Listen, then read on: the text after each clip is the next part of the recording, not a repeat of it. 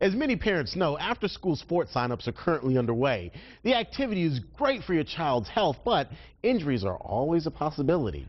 Doctors Robert and Carla Robinson host the Urban Housecall radio show. They've got a checklist for us this morning for parents who are looking at signing their kids up. Docs, always good to see both of you. How's everything? Thanks, Terrence. Thank you for having us. It is good to have you. This checklist is basically an A through F checklist, so we'll just go on and take you through each point. Let's start with A, which is assessment. The assessment is most important, Terrence, and that is the actual sports physical. It's a very thorough and detailed examination, really assessing the risk that may come from participating in sports.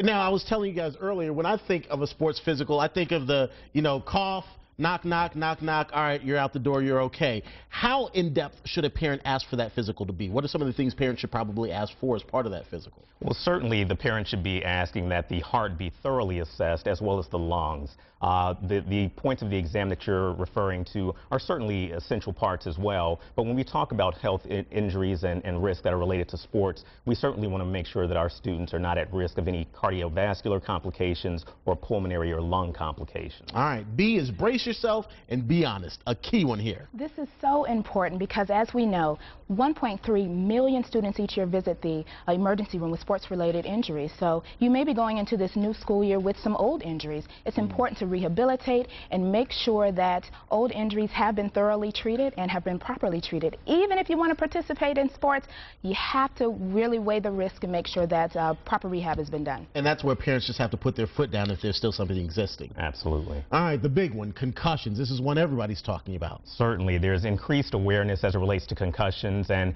that's in large part because we're seeing that they're occurring so frequently. There are about 200,000 concussions per year related to sports injuries. Of those, a good percentage are student athletes. In fact, 20 to 25% of high school football players say that they have suffered concussion-like symptoms and or a true concussion. But it's not limited to just our male athletes. Right. Female athletes are affected as well. That's true. We know that girls soccer is second only to football in the rates of concussion. Wow. So something that parents really need to be aware of. Point D, disease management. This is an interesting one. I wasn't even thinking about this, but it's important. Yes, it's very important because a lot of people, it's really a myth that, if you have chronic disease, you can't participate in sports. But we find that really if you've got a history of asthma or if you've got diabetes, sports participation is key because of the health benefits. So the only thing we really recommend if you've got a history of chronic disease is to make sure that it's under proper control. Now, point E, this is one that high school linemen are probably hating you guys on right now because they want to get bigger. Eating right.